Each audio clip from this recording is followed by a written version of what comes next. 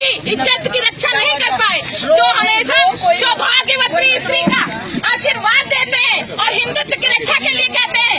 आज इन्होंने मुगल शासन से ज्यादा, अंग्रेजों से ज्यादा अत्याचार किया है। किसी अंग्रेज शासक ने, किसी अंग्रेज ने ये नहीं कभी किया था कि हिंदुओं की पत्नियों, औरतों का सुहागन होते हुए भी वो बाल मुड़वाए, जो इस शासन में हुआ है। केंद्र में, राज्य में बीजेपी की सरकार है। देख लो कितना हाहाकार मचाई है इस सरकार ने कि शिक्षक और महिलाएं जो आज अपने सुहाग के रहते हुए अपने केशों का परित्याग करके और अपने भाइयों को, बहनों को जो कि देवलोक को प्राप्त कर चुके हैं, मृत्यु शैया पर जा चुके हैं, उनको श्रद्धांजलि दे रही है।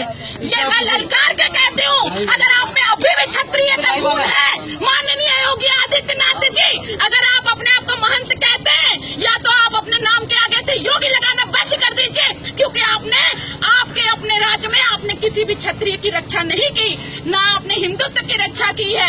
मैं आपको बोलती हूँ, आपके सामने अगर गट्स है, मेरे में गट्स है, इसीलिए मैं मीडिया के सामने बैठ के अपने केशों का परित्याग कर रही हूँ। मैं शिक्षक हूँ, मैं बनाना भी जानती हूँ भविष्य को, तो बिगाड़ना भी जानती हूँ। और उसका चैलेंज मैंने किया है, एक्सेप्ट किया है कि आज अगर मैं अपने केशों का, जो कि महिलाओं के लिए सबसे प्यारा होता है, और यहाँ से घर जाने के बाद हमें हजारों सवालों का जवाब देना पड़ेगा। हमें हजारों समाज को इसी बनाए हुए ढकोसलों को हजारों जवाब देना पड़ेगा कि अपने केशों का परित्याग क्यों करके आए। एक शब्द रहेगा, योगी आदित्यनाथ जी से पूछिए, मोदी से पूछिए, फेंकू बाबा से पूछिए उनसे जो हिंदुत्व की रक्षा करते हैं, लेकिन आपकी इस बहन की, बेटी की, बहू की रक्षा नहीं कर पाए। उन्होंने हमको जीते जी मार डाला। और बहनों, रोने की जरूरत नहीं है। जहाँ स्वाभिमान मरा था 1 साल पहले 25 जुलाई को, आज अगर हमारे केशों का परित्याग होता है तो इस एक केशुओं की कसम हम इनको नस्ते नाबूद कर देंगे। मीडिया से हम सामने कहते हैं कि बीजेपी की सरकार वो छल से आए, दम से आए, कैसे भी आए, लेकिन इनके किसी भी नियम को हम फॉलो नहीं करेंगे, चाहे वो मूल विद्यालय जाने वाले नियम हो, चाहे कोई भी नियम हो। जब ये हमारी इच्छा नहीं पूरी कर सके, हमारी मांगों को, जायज मांगों को नहीं पूरा कर सके, तो हम भी इनके किसी भी ये, और इससे ज्यादा क्या करेगी, इससे ज्यादा अपमान क्या करेगी, मौत दे देगी। हम मौत में लड़ने मरने के लिए तैयार हैं, क्योंकि इससे ज्यादा कोई नहीं मरेगा। और अगर अपने यहाँ अभी भी हमारे स्वाभिमान जिंदा है, तो वो हमारा आत्मविश्वास है, वो हमारा आत्मविश्वास है कि हम जिंदा हैं। अब हम इस सरकार को मार के देखेंगे कि ये सरकार कैसे बनती है। एक चाणक्य ने अपने बाल मुड़वाए थे नंदवंश के कारण। नंदवंश ने अपमान किया था, धनानंद ने उनका अपमान किया था, और वो शिक्षक थे, और उन्होंने अपने पूरे केशों का परित्याग करके बस एक चुड़की छोड़ दी थी।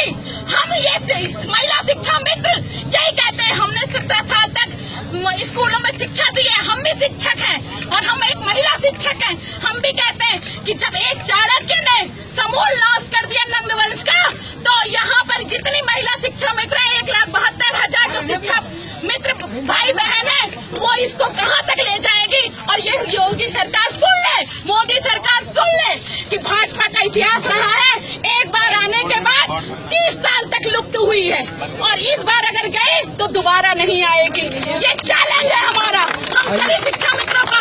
अगर 1,35,000 हम यहाँ हैं, तो हम इनके 10 लाख वोटों को खत्म करने के पूरी जिम्मेदारी लेते हैं। जय शिक्षा मित्र संघ।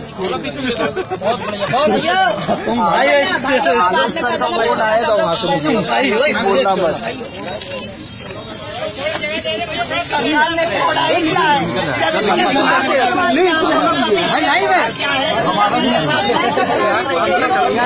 कोई भी बराबर नहीं है। इसको भी हम लोग पलट के ही दिखाएंगे, हम ही लोग दिखाएंगे। जिस चीज को हमने, जो शिक्षा हमने जिंदा किया था, उसको बुझा के भी दिखाएंगे। जो दिया हमने जलाई से उस प्राथमिक विद्यालय में, उसको ये बुझा के दिखाएंगे।